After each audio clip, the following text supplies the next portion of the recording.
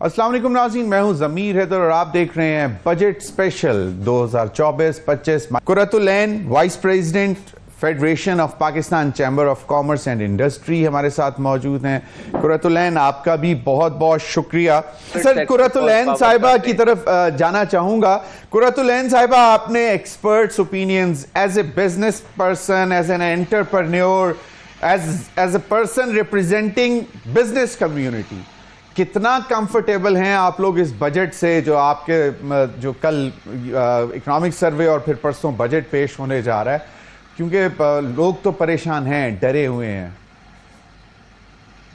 Ji, thank you very much. देखिए, जैसे doctor साहब ने वेरी राइटली कहा कि जो एंटरप्रेन्योर्स हैं उनको तो मार ही दिया। तो मैं ये कहूँगी कि इंडस्ट्री को तो ख़त्म ही कर दिया ना, क्योंकि हमारी जो एक्सपोर्ट में जहाँ से हमें इनकम आनी थी वो हमारे एरियाज बंद होना शुरू हो गए हैं। हमारी एक्सपोर्ट्स जो है वो नॉर्मली कम हो गई हैं।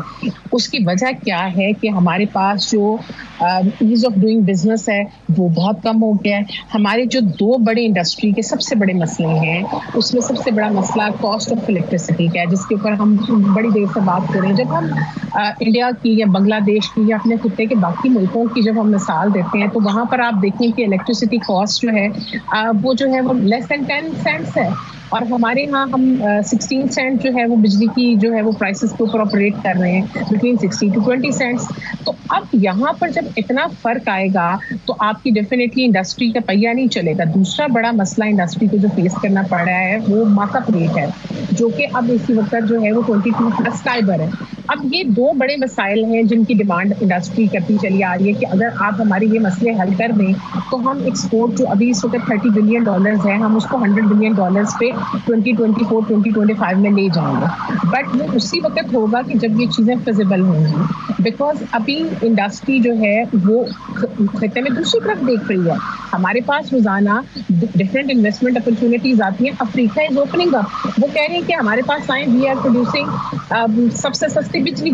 और ऐसे ऐसे मुल्क अफ्रीका के कि जिनको हम तो अपने चाइल्डहुड में समझते थे कि शायद वहाँ पर जो है पॉवर्टी लेवल इतना ज़्यादा है कि वहाँ पर तो लोग ऑपरेट नहीं कर सकते, जिंदा ही नहीं रह सकते, और वहाँ पर वो जो है वो इंडस्ट्रियल जोन के लिए ईज ऑफ डूइंग बिजनेस के लिए बहुत सारी टैक्स हॉलीडेज और इलेक्ट्रिसिटी चार्जेस और वो सारी चीज़ों में बहुत सहूलत प्रोवाइड कर रहे हैं। सो ये बहुत इंपॉर्टेंट है कि इस वक्त हम जो है वो इलेक्ट्रिसिटी की कॉस्ट को और मार्कअप की कॉस्ट को कम करें। दूसरा बात ये कि टैक्स टू जीडीपी रेशियो की जिस वक्त हम बात करते हैं तो वही बात है कि इनडायरेक्ट टैक्सेस या हम बार बार टैक्सेस उन्हीं इंडस्ट्रीज पे लगा रहे हैं जो पहले टैक्स दे रही हैं। हम उन लोगों को उस टैक्स नेट के अंदर शामिल नहीं कर रहे हैं जो ऑलरेडी टैक्स से बाहर हैं। उसके लिए हमारे पास अभी तक हमने कोई सेक्टोरल पॉलिसी ही नहीं अपनी बनाई कि हम किसी चीज़ को किस तरह से टैक्स नेट में लेके आएंगे, और हम किसी न्यू इनकम जनरेशन की साइड पे जा ही नहीं रहे हैं कि हम किन किन चीज़ों से मजीद अपने आप को, अपनी इकोनॉमी को बेहतर कर सकते हैं। जैसे राइटली सेट की इन्वेस्टमेंट जो है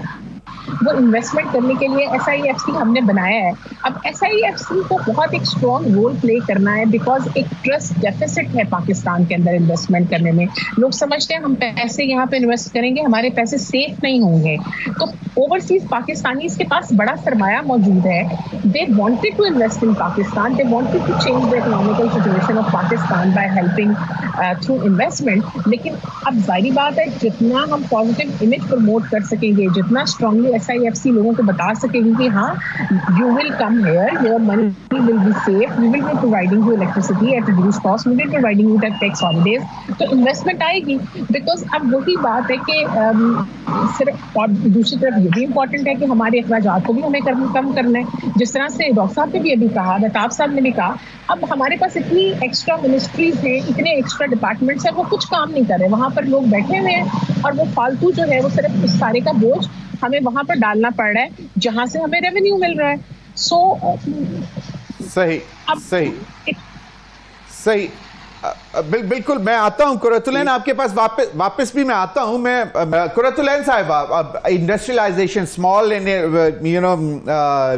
मीडियम एंटरप्राइजेज और फिर ये जो इंडस्ट्रियल स्टेट्स बनती हैं, SEZs, ये अभी तक जो है उसको टैक्स हॉलीडेज भी होती हैं, उससे कितना फायदा हो जाता है? और क्या उसमें फिर वही again FBR is the red tapism the hurdle?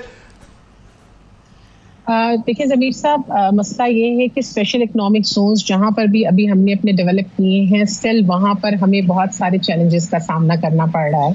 हमने SIFC से भी, federation of Pakistan chamber of commerce ने ये अपील की है कि आप स्पेशल इकोनॉमिक जोन्स को, अगर वहाँ पर जो ऑपरेशंस हैं उनको स्मूथ किया जाए और प्रॉपर तरीके से वहाँ पर जो टैक्स हॉलीडेज उनके साथ हैं और जो खास तौर पे हमारी इलेक्ट्रिसिटी या गैस की जो उनको प्रोवाइड करना है वो प्रॉपर तरीके से हो, तो चीजें बहुत बेहतर हो सकती हैं। मैं फिर वही कहती हूँ कि ट्रस्ट इशू इतना ज्यादा है पाकिस्तान में इन्वेस्टर के आने का और किसी इंडस्ट्रियलिस्ट को अपनी इंडस्ट्री को एक्सपैंड करने का, बल्कि आप देखें तो हमारी इंडस्ट्री के बड़े बड़े यूनिट्स बंद हो रहे हैं, जिसकी वजह से सैकड़ों खानदान जो है वो रोजगार से जो है वो महरूम होंगे।